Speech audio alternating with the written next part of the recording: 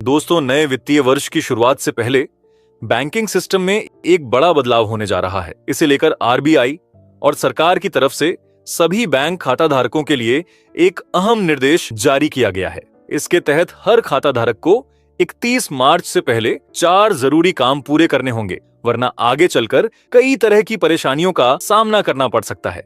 अगर ये जरूरी काम समय पर पूरे नहीं किए गए तो आपका बैंक खाता स्थायी रूप से फ्रीज हो सकता है।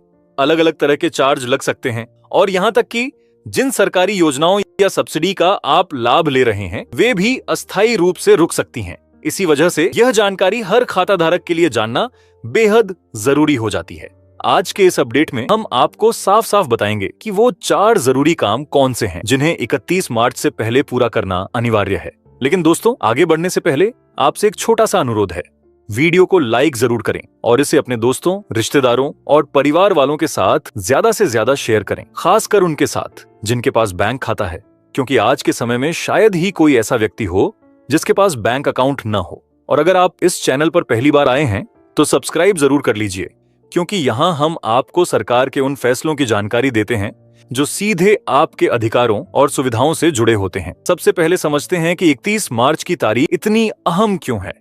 भारत में वित्तीय वर्ष 1 अप्रैल से शुरू होकर 31 मार्च को खत्म होता है। इसी दिन बैंक, इनकम टैक्स विभाग और अन्य सरकारी संस्थाएं अपने पूरे साल का हिसाब किताब बंद करती हैं। यानी पूरे साल में कितना लेन देन हुआ, कितना टैक्स कलेक्शन हुआ, कौन सा अकाउंट अपडेट है और कौन सा नहीं, इन सब का क्लोजिंग इसी तारीख तक की जाती है। इसी वजह से सरकार और बैंक चाहते हैं कि नया वित्तीय वर्ष शुरू होने से पहले सभी बैंक खातों की स्थिति साफ हो। अगर कोई जरूरी काम अधूरा रह जाता है तो उसे अगले साल पर नहीं टालना चाहते, बल्कि उसी का असर खाता धारक पर चार्ज, रोक या पेनल्टी के रूप में पड़ सकता है। अब सवाल आता है कि वो 4 काम कौन से हैं जिन्हें हर बैंक खाता धारक को 31 मार्च से पहले पूरा करना जरूरी है। तो सबसे पहली और सबसे अहम चीज है केवाईसी अपडेट। अगर आपने अब तक केवाईसी नहीं करवाई है तो इसे बिल्कुल भी नजरअंदाज न करें।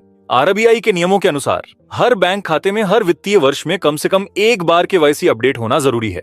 अगर इस साल आपकी केवाईसी अपडेट नहीं हुई है तो आपका खाता आंशिक रूप से बंद भी किया जा सकता है। केवाईसी पूरी होने के बाद ही आपका बैंक अकाउंट पूरी तरह एक्टिव माना जाता है। केवाईसी के लिए आमतौर पर आपको Aadhaar card, PAN card, address proof की जरूरत होती है। जैसे ही आप ये दस्तावेज बैंक में जमा करते हैं, आपकी केवाईसी प्रक्रिया पूरी हो जाती है और खाता अपडेट हो जाता है। इसके साथ ही यह काम ऑनलाइन भी किया जा सकता है। अगर केवाईसी समय पर नहीं करवाई गई तो इसके गंभीर असर हो सकते हैं, जैसे आपका यूपीआई काम करना बंद कर सकता है, एटीएम से पैसे निकालने में दिक्कत आ सकती है, नेट बैंकिंग बंद हो सकती है और सबसे बड़ी बात, अगर आपको गैस सब्सिडी, किसी सरकारी योजना की रकम या पेंशन मिलती है तो वह भी रुक सकती है। इसीलिए केवाईसी को सबसे पहली प्राथमिकता दीजिए और इसे 31 मार्च से पहले जरूर पूरा कर लीजिए। अब दूसरे सबसे जरूरी काम की बात करते हैं और वो है आधार और बैंक खाते की लिंकिंग। सरकार का साफ कहना है कि आज के समय में हर लेन देन पर नजर रखी जाती है।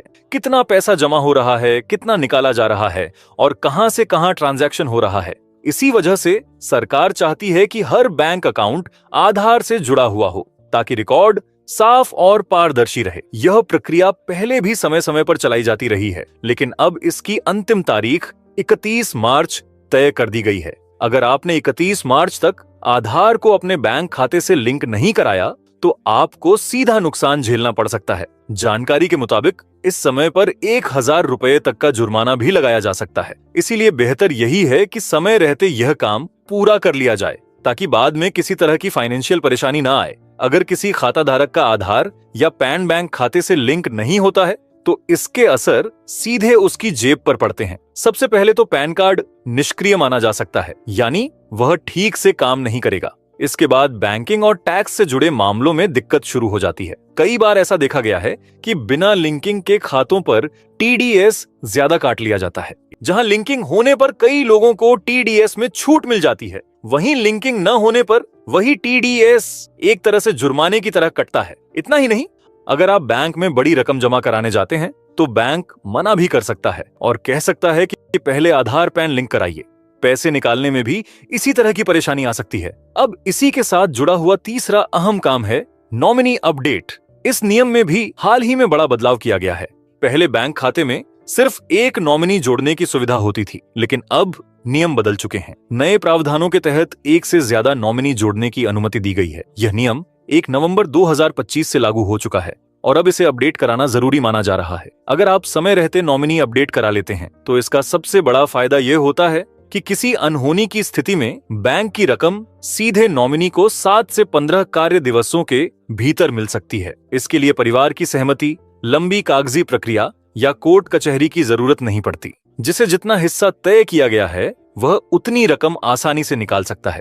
लेकिन अगर खाते में नॉमिनी नहीं होता है तो वही पैसा बैंक में फंस सकता है और मामला कानूनी विवाद तक पहुंच सकता है। जब चीजें इतनी आसानी से और समय रहते ठीक हो सकती हैं, तो फिर अनावश्यक परेशानी क्यों झेली जाए।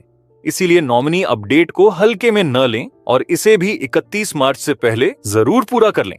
अब चौथे और आखिरी बड़े काम की बात करते हैं, जो सीधे टैक्स और फास्टैग से जुड़ा हुआ है। अगर आप चाहते हैं कि आपकी वित्तीय स्थिति अच्छी बनी रहे तो इन दोनों मामलों में भी समय पर कदम उठाना जरूरी है।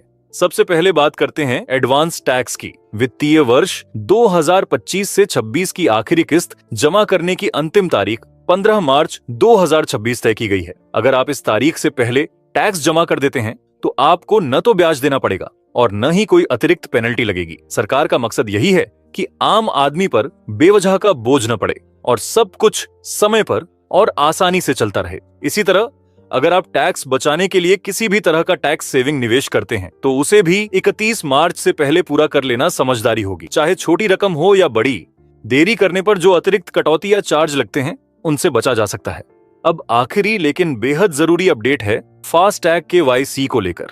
National highway authority of India ने साफ कर दिया है कि फास्टैग की KYC अब अनिवार्य है और इसके लिए 31 मार्च 2026 तक की समय सीमा दी गई है। अगर तय तारीख तक फास्टैग KYC अपडेट नहीं की गई तो आपका फास्टैग ब्लैकलिस्ट हो सकता है और टोल प्लाजा पर आपको 2 गुना शुल्क देना पड़ सकता है। इन सभी परेशानियों से बचने का एक ही तरीका है, समय रहते KYC अपडेट कराना। तो दोस्तों, आज के इस अपडेट में हमने आपको वो 4 बड़े जरूरी काम बताए जिनका सीधा संबंध आपकी बैंकिंग और वित्तीय सुरक्षा से है।